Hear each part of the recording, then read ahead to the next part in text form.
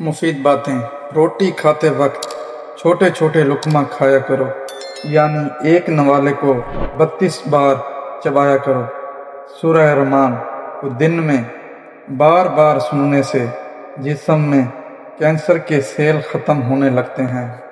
شام کو پیاز کھانے والے کو بواسیر جیسے بیماری لگ جاتی ہے۔ شام کے بعد چاول کھانے سے جسم میں چربی تیزی سے بڑھنے لگتی ہے۔ اگر آپ اپنے سر کی جوئیں اور خشکی بھگانا چاہتے ہیں تو روزانہ چنبیلی کا تیل لگائیں۔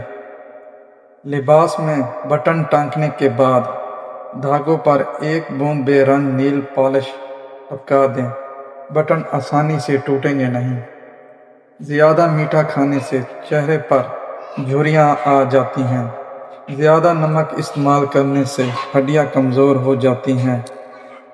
سیب کا مربع دل کو طاقت دیتا ہے۔ صبح کے وقت بیوی سے ہم بستری کرنے سے حمل جلدی ٹھہرتا ہے۔ جس عورت کو خواب میں کھلے بال نظر آئیں، اس کا مطلب ہے اس کی شادی جلد ہو جائے گی۔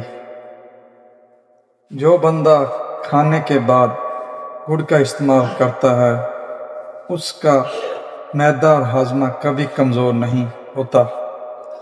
کینو موڈ کو ٹھیک کر کے چڑچڑاپن دور کرتا ہے۔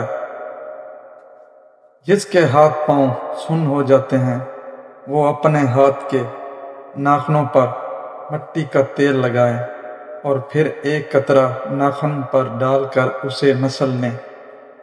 اس سے ہاتھ پاؤں سن ہونا بند ہو جائیں گے۔ پھٹکڑی کو آنکھوں پر پھیرنے سے نظر کمزور نہیں ہوتی۔ الٹا سونے کی عادت ترک کر دیں، ورنہ دل کی دھڑکن رکنے کا خدشہ ہو سکتا ہے۔ چنے کی دال میں سونف ملا کر کھانے سے جوانی برقرار رہتی ہے۔